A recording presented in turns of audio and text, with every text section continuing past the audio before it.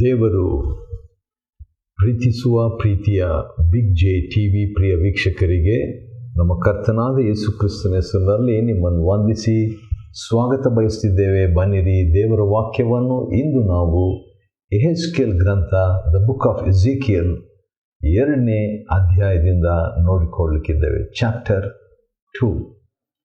ಯೆಹೆಜ್ಕೇಲ್ ಅಂತ ಹೇಳಿದರೆ ಯೆಹೋವನು ಅಥವಾ ದೇವರು ಬಲಪಡಿಸುವನು. God will strengthen. ಹೌದು, ಯೆಹೆಜ್ಕೇಲ್ ಗ್ರಂಥವನ್ನು ಒಂದೊಂದು ಅಧ್ಯಾಯವನ್ನು 48 ಅಧ್ಯಾಯಗಳಲ್ಲಿ ದೇವರು ಯಾವ ರೀತಿಯಾಗಿ ಯೆಹೆಜ್ಕೇಲನನ್ನು ಬಲಪಡಿಸಿದನು, ಯೆಹೆಜ್ಕೇಲನ ಮುಖಾಂತರವಾಗಿ ದೇವಜನರನ್ನು ಬಲಪಡಿಸಿದನು ಮತ್ತು ಯೆಹೆಜ್ಕೇಲ್ ಗ್ರಂಥ ವ್ಯಕ್ತಿ ಮುಖಾಂತರ ನಮ್ಮನ್ನು ಬಲಪಡಿಸುವಾತನಾಗಿದ್ದಾನೆ ಒಂದೊಂದು ಅಧ್ಯಾಯದಲ್ಲಿ ಎಂಬುದನ್ನು ನಾವು ನೋಡಿಕೊಳ್ಳಲಿಕ್ಕಿದ್ದೇವೆ. ಸರಿ, 2ನೇ ಅಧ್ಯಾಯದಲ್ಲಿ ನೋಡುವಾಗ ಆ ದೇವರು ಯೆಹೆಜ್ಕೇಲನಿಗೆ ಕರೆಯುವಂಥ ಸಾಮಾನ್ಯವಾದಂಥ ಒಂದು ಕರೆ ಅದೇನಂತ ಹೇಳಿದರೆ, ನರಪುತ್ರನೇ, ನರಪುತ್ರನೇ, ಸನ್ ಆಫ್ ಮ್ಯಾನ್. ನಮ್ಮ ಕರ್ತನಾದ ಯೇಸು ಕ್ರಿಸ್ತನು ಕೂಡ ಎಷ್ಟೊಂದು ಸಾರಿ ಸನ್ ಆಫ್ ಮ್ಯಾನ್, ತನ್ನ ಬಗ್ಗೆ ತಾನು ನರಪುತ್ರನು ಅಥವಾ ಸನ್ ಆಫ್ ಮ್ಯಾನ್, ಮನುಷ್ಯಕುಮಾರನು ಎಂಬುದಾಗಿ ಹೇಳುವಂಥದ್ದನ್ನು ಗಮನಿಸಬಹುದು. ಇಲ್ಲಿ ನೋಡುವಾಗ ದೇವರು ಎದ್ದು ನಿಂತುಕೋ, ನಿನ್ನ ಸಂಗಡ ಮಾತನಾಡುವೇನು. Stand up, I am going to speak to you. ನಾನು ನಿಮ್ಮ ಹತ್ರ ಮಾತಾಡಬೇಕು ಅಂತ ದೇವರು ಹೇಳಿದನು. ಆತನು ಈ ಮಾತನ್ನು ಹೇಳಿದ ಕೂಡಲೇ ಏನಾಯ್ತು ಅಂತ ಹೇಳುವಾಗ ದೇವರಾತ್ಮವು ನನ್ನೊಳಗೆ ಸೇರಿ ನಾನು ಎದ್ದು ನಿಂತುಕೊಳ್ಳುವಂತೆ ಮಾಡಿತು. ಈಗ ನೋಡ್ರಿ, ಅದರಲ್ಲಿ ಒಂದು ಬ್ಯೂಟಿಫುಲ್ ಚಿತ್ರ. ದೇವರು ಒಂದು ಮಾತು ಹೇಳಿದರೆ ಆ ಮಾತನ್ನು ನಾವು ಕೈಕೊಂಡು ನಡೆಯೋದಕ್ಕೆ ದೇವರಾತ್ಮನು ಸಹಾಯ ಮಾಡ್ತಾನೆ. Whenever God speaks to us or commands us, the Spirit of God will help us to do what God Himself has spoken. ದೇವರು ತಾನೇ ಮಾತನಾಡಿದ್ದನ್ನು ದೇವರಾತ್ಮನು ನಮಗೆ ಶಕ್ತಿ ಕೊಟ್ಟು ಮಾಡುವಂತೆ ಸಹಾಯ ಮಾಡ್ತಾನೆ. ಭಾಳ ಸುಂದರವಾದಂಥ ಒಂದು ಅನುಭವ ಇದು. ಈ ಅನುಭವ ನಮಗೆ ಬೇಕಾಗಿದೆ, ನನಗೆ ಬೇಕಾಗಿದೆ. ಯಾಕಂತೇಳಿದರೆ ಕೆಲವು ಸಾರಿ ನಾವು ದೇವರ ವಾಕ್ಯಗಳು, ಉದಾಹರಣೆಗೆ ಡೇಕ್ಸ್ ಎಂಬ ಭಕ್ತರು, ಪಂಡಿತರು, ಬೈಬಲ್ ಪಂಡಿತರು ಹಳೆ ಒಡಂಬಡಿಕೆಯಲ್ಲಿ 2713 ಆಜ್ಞೆಗಳಿದೆ ಎಂಬುದಾಗಿ ಲೆಕ್ಕಿಸಿದ್ದಾರೆ. ಹೊಸ ಒಡಂಬಡಿಕೆಯಲ್ಲಿ 1080 ಆಜ್ಞೆಗಳು ಇದೆ ಎಂಬುದಾಗಿ ಅವರು ಲೆಕ್ಕಿಸಿದ್ದಾರೆ. ಹಾಗಿರುವ ಪಕ್ಷದಲ್ಲಿ ಇದನ್ನೆಲ್ಲ ನಾವು ಹೇಗೆ ಕೈಕೊಂಡು ನಡಿಬೇಕು ಎಂಬುದಾಗಿ ನೋಡುವಾಗ, ಯಾವುದನ್ನು ನಾವು ಕೈಕೊಂಡು ನಡಿಬೇಕು, ಯಾವಾಗ ನಾವು ಕೈಕೊಂಡು ನಡಿಬೇಕು ಎಂಬುದಕ್ಕಾಗಿ ಸಹಾಯಕನು, ಪವಿತ್ರಾತ್ಮನೆಂಬ ಸಹಾಯಕನು ನಮಗಿದ್ದಾನೆ. ಆ ಸಹಾಯಕನು ನಮಗೆ ಸಹಾಯ ಮಾಡ್ತಾನೆ ದೇವರ ಆಜ್ಞೆಯನ್ನು, ವಾಕ್ಯವನ್ನು ಕೈಕೊಂಡು ನಡೆಯೋದಕ್ಕೆ.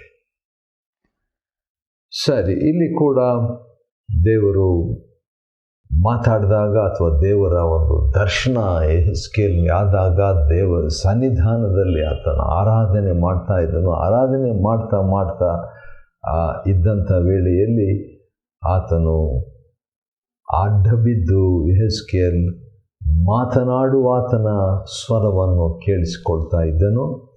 ಮತ್ತು ಆತನ ಮಾತನಾಡಿದ್ದೇನೆಂಬುದು ಸ್ಪಷ್ಟವಾದಾಗ ಆತನ ಮಾತಿನ ಅನುಸಾರವಾಗಿ ದೇವರಾತ್ಮನು ಕೂಡ ಯೆಹೆಜ್ಕೇಲನಿಗೆ ಸಹಾಯ ಮಾಡಿ, ನೋಡ್ರಿ, ಅವನ ಹೆಸರು ದೇವರು ಬಲಪಡಿಸುವ, ದೇವರು ಬಲಪಡಿಸುವ.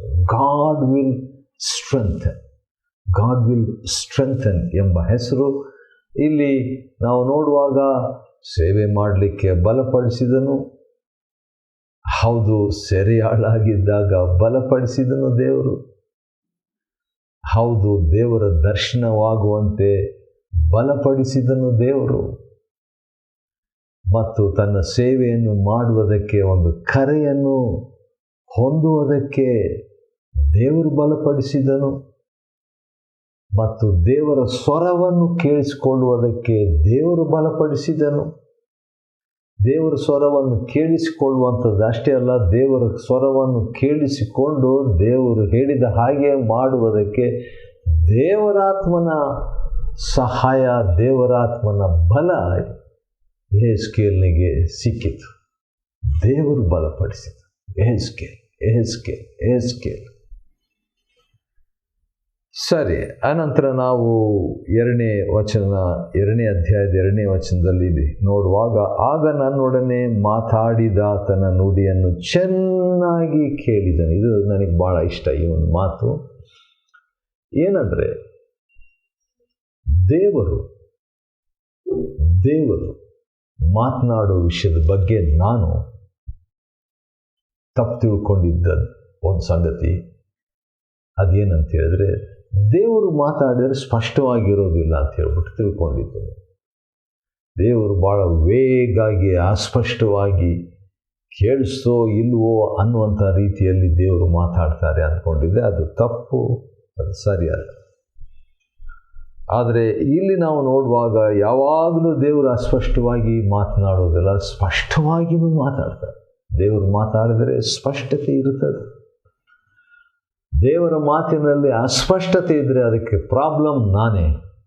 ದೇವರ ವಾಕ್ಯವನ್ನು ನಾನು ಸರಿಯಾಗಿ ಅರ್ಥ ಮಾಡಿಕೊಳ್ಳದಿದ್ದರೆ ಅದಕ್ಕೆ ಕಾರಣ ನಾನೇ. ಕೀರ್ತನೆ 25 12ನೇ ವಚನ, 9ನೇ ವಚನ, 8ನೇ ವಚನ, ಈ 3 ವಚನಗಳಲ್ಲಿ ದೇವರು ಭಯಭಕ್ತಿಯುಳ್ಳವರ ಸಂಗಡ ಮಾತಾಡ್ತಾನೆ. ಭಯಭಕ್ತಿ ನನಗಿಲ್ಲದಿದ್ದರೆ ದೇವರ ವಾಕ್ಯ ಅಸ್ಪಷ್ಟವಾಗ್ತದೆ. ದೇವರು ದೀನರ ಹತ್ರ ಮಾತಾಡ್ತಾನೆ. ದೀನರಿಗೆ ತನ್ನ ಮಾರ್ಗವನ್ನು ಆತನು ತೋರಿಸ್ತಾನೆ. ನನ್ನಲ್ಲಿ ದೀನತ್ವ ಇಲ್ಲದಿದ್ದರೆ ದೇವರ ಮಾರ್ಗ ಅಸ್ಪಷ್ಟವಾಗಿರ್ತದೆ, ದೇವರ ಸ್ವರ ಅಸ್ಪಷ್ಟವಾಗಿರ್ತದೆ.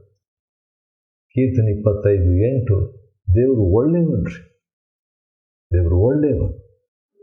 ಆತನು ಮಾತನಾಡುವಾಗ ಪಾಪಿಗಳಿಗೆಯೂ ಆತನು ಮಾತನಾಡ್ತಾನೆ. ಹೋಗ್ರಿ, ಇನ್ನೇನು ಭಯಭಕ್ತಿ ಉಳ್ಳವರಿಗೆ ಅಂತ ಹೇಳಿದ್ರೆ ಅದು PhD, ದೀನರಿಗೆ ಅಂತ ಹೇಳಿದ್ರೆ ಅದು PhD. ಆದರೆ ಪಾಪಿಗಳು ಅಂತ ಹೇಳಿದ್ರೆ ಏನು, ಯಾವ 0 ಯೋಗ್ಯತೆ. ಇನ್ನು ಹೇಳಬೇಕಾದ್ರೆ ಅದು ಮೈನಸ್ ಯೋಗ್ಯತೆ. ಯಾಕಂತ ಹೇಳಿದ್ರೆ ಏನೋ ಅಲ್ಲದ್ದಲ್ಲ ಪಾಪ, ಹಾನಿಯಾಗಿರುವಂಥದ್ದು, ತಪ್ಪಾದದ್ದು, ದೇವರನ್ನು ನೋಯಿಸುವಂಥದ್ದು. ಅಂಥ ಸನ್ನಿವೇಶದಲ್ಲಿ ಕೂಡ ದೇವರು ಒಳ್ಳೆಯವನಾಗಿರೋದರಿಂದ ಮಾತಾಡ್ತಾನಂತೆ. ಆವಾಗ ನನ್ನೊಡನೆ ಮಾತನಾಡಿದಾತನ ನುಡಿಯನ್ನು ಚೆನ್ನಾಗಿ ಕೇಳಿದ್ದೇನು. ಏನಂತ ದೇವರು ಹೇಳಿದರು, ನನಗೆ ವಿರುದ್ಧವಾಗಿ ತಿರುಗಿ ಬಿದ್ದು ದ್ರೋಹ ಮಾಡಿದ ಜನಾಂಗದವರಾದ್ರಿಂದ ಇಸ್ರಾಯೇಲ್ರ ಬಳಿಗೆ ನಿನ್ನನ್ನು ಕಳಿಸುವೆನು. ನಾನು ನಿನಗೆ, ಅಂದರೆ ಕಮಿಷನ್ ಆಫ್ ಯೆಹೆಜ್ಕೇಲ್,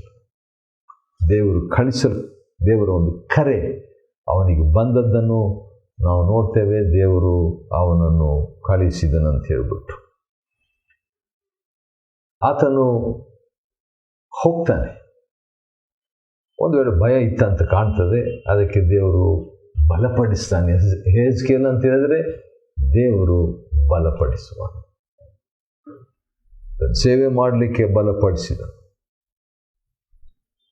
ಈ ದಿನದವರೆಗೆ ಅವರ ಪಿತೃಗಳು ನನಗೆ ಅಪರಾಧ ಮಾಡುತ್ತಲೇ ಇದ್ದಾರೆ.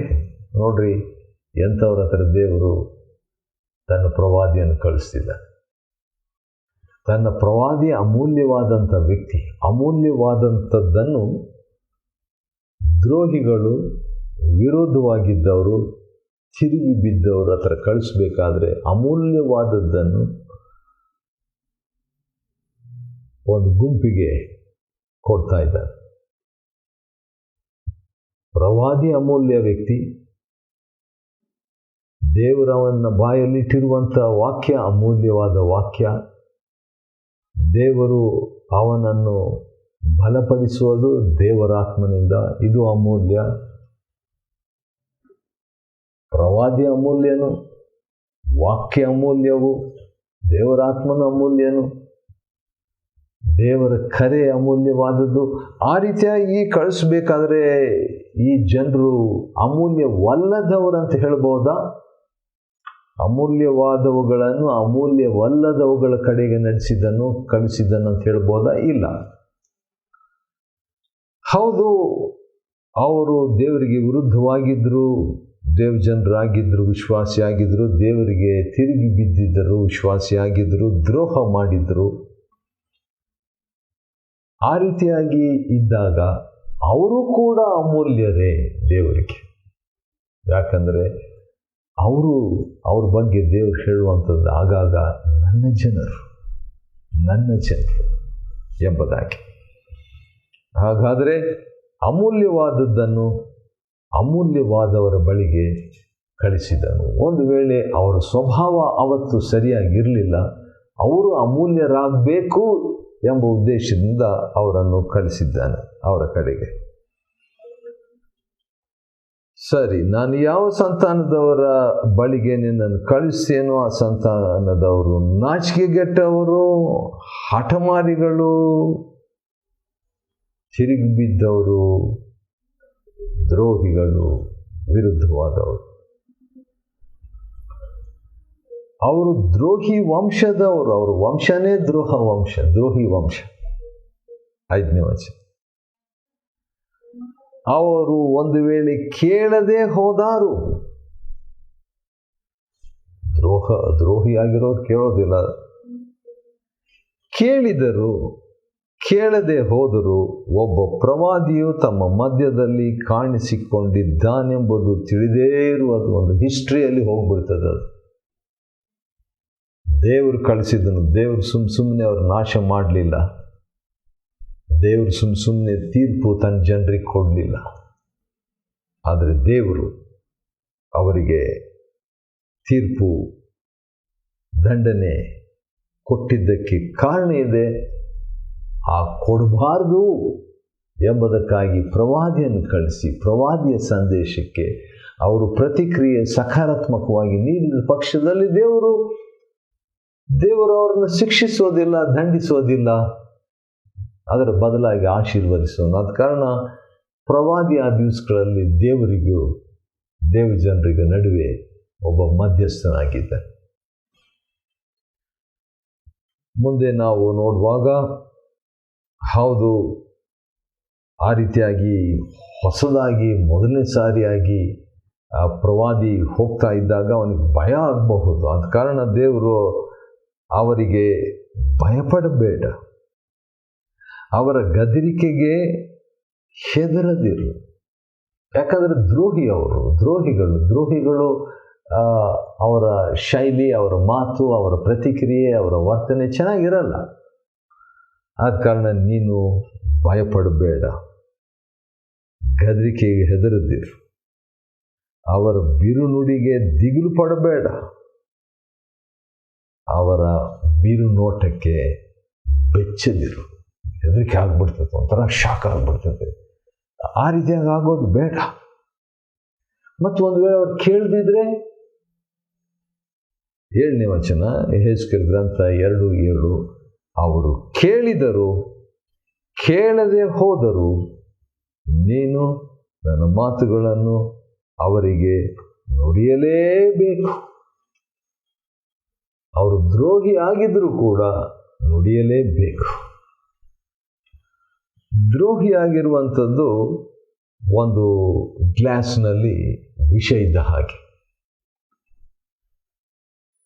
ದೇವರಿಗೆ ವಿರುದ್ಧ ಎಂಬ ವಿಷ, ದೇವರಿಗೆ ತಿರುಗಿ ಬೀಳುವ ವಿಷ, ದೇವರಿಗೆ ದ್ರೋಹ ಮಾಡಿದ ವಿಷ ಮತ್ತು ಅವರು ದೇವರ ಮುಂದೆ ನಾಚಿಕೆಗೇಡಿಗಳಾಗಿರುವಂಥದ್ದು, ಅದು ಕೂಡ ಒಂದು ವಿಷ. ಕೇಳದೆ ಹೋಗುವಂಥದ್ದು, ಅದು ಒಂದು ವಿಷ. 4ನೇ ವಚನದಲ್ಲಿ ಹಠ, ಅದು ಒಂದು ವಿಷಯ. ಈ ರೀತಿಯಾಗಿ ಬಹಳ ವಿಷ ಅವರ ಪಾತ್ರೆಯಲ್ಲಿತ್ತು, ಅವ್ರ ಗ್ಲಾಸ್ನಲ್ಲಿತ್ತು. ಈಗ ದೇವರು ಅವ್ರಿಗೆ ಹೇಳ್ತಾ ಇರುವಂಥದ್ದು, ಅವರು ಕೇಳಿದ್ರು ಕೇಳದಿದ್ರು ನನ್ನ ಮಾತುಗಳನ್ನು ಅವರಿಗೆ ನುಡಿಲೇಬೇಕಾಗಾದರೆ ಮಾತು ಅಂತ ಹೇಳಿದಾಗ ಒಂದು ದೇವರ ಒಂದು ಸಂದೇಶ ಬಂದು ಒಂದು ಗ್ಲಾಸ್ ನೀರು ಹಾಕಿದ ಹಾಗೆ. ನೀರು ಹಾಕಿದರೆ ವಿಷನೇ, ಆದರೆ ಸ್ವಲ್ಪ ಅದು ಆ ವಿಷದ ಅಂಶ ಸ್ವಲ್ಪ ಕಡಿಮೆ ಆಗಿರ್ಬೋದು. ಇನ್ನೊಂದು ಸಂದೇಶ ಇನ್ನೊಂದು ಗ್ಲಾಸ್ ನೀರು, ಇನ್ನೊಂದು ಸಂದೇಶ ಇನ್ನೊಂದು ಗ್ಲಾಸ್ ನೀರು, ಇನ್ನೊಂದು ಪ್ರವಾದನೆ ಇನ್ನೊಂದು ಗ್ಲಾಸ್ ನೀರು. ಈ ರೀತಿಯಾಗಿ ಮತ್ತೆ ಮತ್ತೆ ಮತ್ತೆ ದೇವರ ವಾಕ್ಯವೆಂಬ ಶುದ್ಧ ನೀರು, ಜೀವ ಜಲ ಹಾಕ್ತಾ ಇದ್ದರೆ ಮರಣಾಂತಿಕವಾದ ವಿಷದಲ್ಲಿ ಜೀವ ಜಲ, ನಾನೇ ಜೀವ ಜಲ, ಜೀವದ ಬುಗ್ಗೆ. ಹೌದು, ಯೇಸು ಕ್ರಿಸ್ತನ ಜೀವ ಬುಗ್ಗೆ. ಅದು ಅಷ್ಟೊಂದು ನೀರು ಅಲ್ಲಿ ಬಂದಾಗ ಏನಾಗ್ತದೆ, ಆ ವಿಷ ಕಡಿಮೆ ಕಡಿಮೆ ಕಡಿಮೆ ಆಗಿ ವಿಷಕ್ಕೆ ಬದಲು ಶುದ್ಧ ನೀರು, ಮರಣಾಂತಿಕವಾದಂಥ ಶಾಪಕ್ಕೆ ಬದಲು ಜೀವಂತ ನೀರು.